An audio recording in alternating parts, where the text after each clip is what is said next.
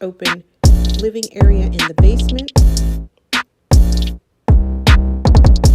It's an in-unit, so you get plenty of daylight from all of the extra windows. On the main level here, you'll find this long island with dark cabinets in the kitchen, backsplash, and granite countertops, and of course stainless steel appliances.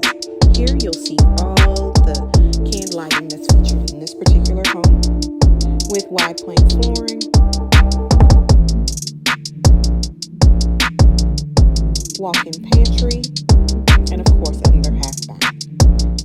You can add a deck at a later date. This is the third level where you'll feature linen closets, your owner's suite here with double closets, double sinks in the owner's suite, a water closet, and a standing shower with glass doors. The double closets unfortunately are not walk-in closets, but they are very spacious and have 2 rows of hanging space. Down the hall, you'll find the second bedroom with its own full bath and large closet. To the 4th level, you'll find another sitting area, another large bedroom, walk-in closet, and right outside of this door is a full bathroom.